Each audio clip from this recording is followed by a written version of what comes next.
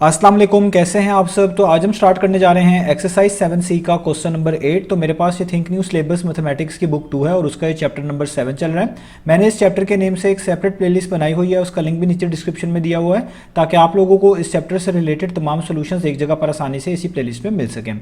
इसके अलावा आपको डिस्क्रिप्शन में मेरे सोशल अकाउंट्स के लिंक यानी मेरी फेसबुक प्रोफाइल, मेरी इंस्टाग्राम प्रोफाइल और मेरा ईमेल आईडी भी मिल जाएगा। आप इन्हीं अकाउंट्स के थ्रू अपने क्वेश्चंस को, सजेशंस को मुझ तक भी पहुंचा सकते हैं।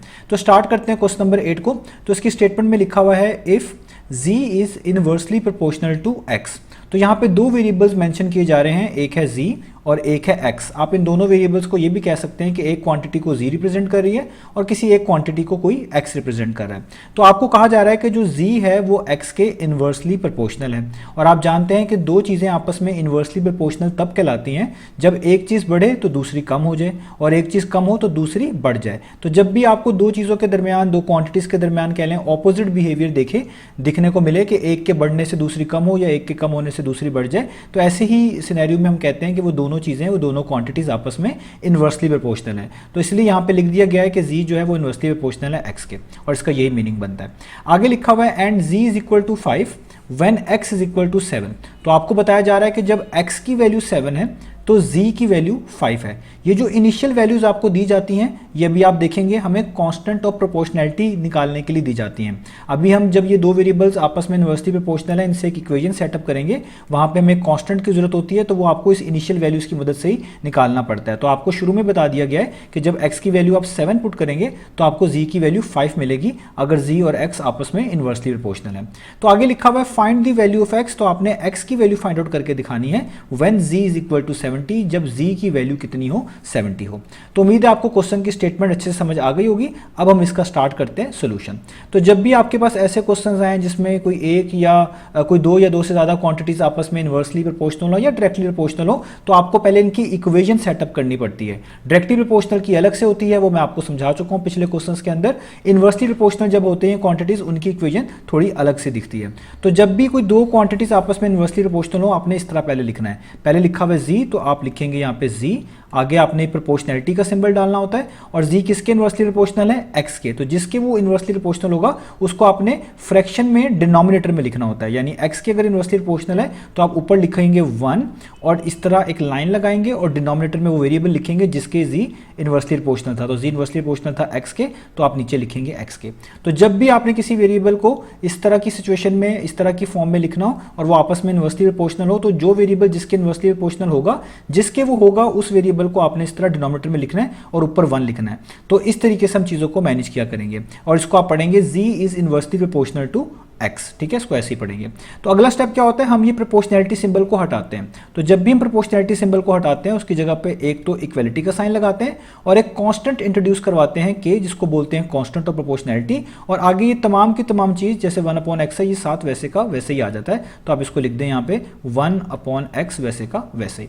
अब इसको थोड़ा सा सिंप्लीफाई कर लें तो यहाँ पे ये k 1 से मल्टीप्लाई हो सकता है, तो k 1 टाइम्स कितना हो जाएगा k, और यहाँ पे नीचे आपके पास क्या आ जाएगा x। ये आपने एक इक्वेशन सेटअप कर ली जो ये इंडिकेट कर रही है कि z जो है वो इनवर्सली प्रोपोर्शनल है x के। तो जितने भी क्वेश्चंस हैं इनवर्सली प्रोपोर्शनल वाले, उसमें आपको इसी तरह का जो है स्टार्ट लेना पड़ेगा।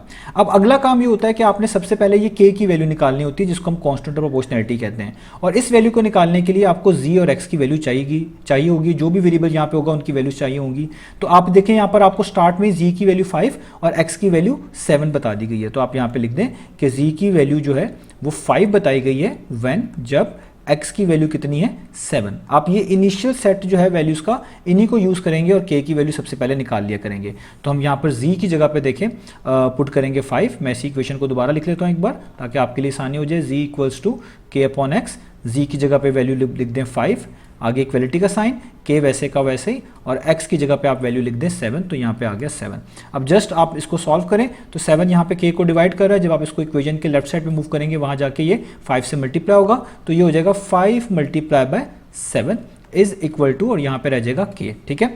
तो अब ये 5 7 टाइम्स कितना होता है 35, तो k की वैल्यू कितनी आएगी आपके पास, वो आ गई 35। तो ये हमने k की वैल्यू निकाल ली। तो जब आप कांस्टेंट की वैल्यू निकाल लेंगे उसके बाद आप आसानी से बाकी जो वेरिएबल अननोन है उसकी वैल्यू आप फाइंड आउट कर सकते हैं। तो अब यहाँ पे लिखा हुआ है find the value of x when z is equal to 70। अब आप x की वैल्यू निकालेंगे जब z की वैल्यू कितनी है 70। तो हम यहाँ पे डाटा लिखेंगे कि अब हमने x की वैल्यू निकालनी है और z की वैल्यू हमारे पास कितनी गिवन है, वो गिवन है 70। तो याद रखें जब आप k की वैल्यू निकाल लेंगे उसके बाद आप मिसिंग वेरिएबल्स की वैल्यू आसानी से निकाल सकते हैं। तो अब आपने x की वैल्यू निकालनी है जब z की वैल्यू कितनी है 70।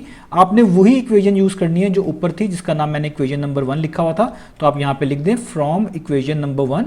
हमेशा जो आपने इक्वेशन बनाई होगी ऊपर वही आप दोबारा से यूज करेंगे। तो वो इक्वेशन थी z is equal to k upon x। अब इसमें जो वैल्यूज आपके पास हैं वो सारी की सारी पुट कर दें। z की वैल्यू आपके पास 70 है तो आप यहाँ पे z की जगह पे पुट कर दें 70। k की वैल्यू अभी आपने ऊपर निकाली है वो कितनी है 35, तो यहाँ पे लिख दें 35। और नीचे x लिखा हुआ वो तो आपने फाइंड आउट करके दिखाना है, तो x को रहने दें वैसे का वैसे ही। 70 के नीचे कुछ नहीं लिखा हुआ, आप अपनी आसानी के लिए 1 लिख सकते हैं ताकि आपको समझना आसान हो जाए। जब भी इक्वलिटी के दोनों तरफ सिंगल सिंगल इस तरह फ्रैक्शंस लिखी हो आप क्रॉस मल्टीप्लाई कर सकते हैं। यानी x यहाँ पे 35 को डिवाइड कर रहा है, वहाँ जाके 70 से मल्टीप्लाई होगा, तो आप लिख दें 70 मल्टीप्लाई बाय x। और ये 1 यहाँ पे डिवाइड कर रहा है 70 को, ये वहाँ जाके 35 से मल्टीप्लाई होगा, तो आप लिख दें 35 मल्टीप्लाई बाय 1। आप डायरेक्ट 35 1 टाइम्स 35 होता है वो भी लिख सकते हैं, उसमें कोई इशू नहीं है। तो यहाँ पे मैं लिख देता हूँ 35 1 टाइम्स 35, और ये जो 70 यहाँ पर मल्टीप्लाई कर रहा था, मल्टीप्लाई हो रहा था x के साथ, ये यहाँ आकर 35 को डिवाइड कराएगा, तो यहाँ पे ये इस तरह डिनोमिनेटर में लिखा जाएगा और यहाँ पे जस्ट क्या बच जाएगा x बच जाएगा। तो 70 मल्टीप्लाई हो रहा था, यहाँ पर आके 35 को डिवाइड करेगा। अब सिंपल सा ये क्वेश्चन बन गया। 35 डिवाइडेड बाई 70 है, आप इनको जो है कैंसलेशन करके फाइंड आउट कर सकते हैं, आप इसकी सिंपल डिवीजन करके इन चीज़ों को फाइंड आउट कर सकते हैं, ये आपके ऊपर डिपेंड करता है। अब देखें जो 70 है ये भी आप कह लें 5 से डिविजिबल है, जो ऊपर 35 लिखा हुआ है ये भी 5 से डिविजिबल है, तो इनमें कैंसलेशन हम कर लेते हैं। तो आपको पता है 5 7 टाइम्स कितना होता है, वो होता है आपके पास 35 5 7 टाइम्स 35 होता है, और 5 को 14 टाइम्स करें तो आपके पास कितना आता है 70। तो ये आपके पास x की वैल्यू यहाँ तक आ गई 7 अपॉन 14। अभी भी मजीद कैंसलेशन होती है, 7 1 टाइम्स कितना होता है 7, और 7 2 टाइम्स कितना होता है 14। तो x की वैल्यू कितनी बन गई 1 अपॉन 2। इससे ज़्यादा आप इसको सिंप्लीफाई नहीं कर सकते, और 1 अपॉन 2 का मतलब होता है 0.5। तो आप x को दो तरीके से लिख सकते हैं, या तो आप लिख दें कि x का आंसर 1/2 आया है फ्रैक्शन में, या आप रिप्रेजेंट कर दें कि x का आंसर कितना आया है डेसिमल में 0.5। दोनों ही तरीके ठीक है, आप दोनों में से कोई भी फॉलो कर सकते हैं। तो यही x की वैल्यू हमने निकालनी थी। इसका मतलब ये हुआ कि जब z की वैल्यू 70 होगी तो x की वैल्यू कितनी होगी 0.5, या फ्रैक्शन में कह सकते हैं 1/2। तो उम्मीद है आपको क्वेश्चन भी समझ आ गया होगा और इसका सोल्यूशन भी अच्छे से समझ आ गया होगा। इंशाल्लाह नेक्स्ट वीडियो में मिलेंगे बाकी सोल्यूशंस के साथ।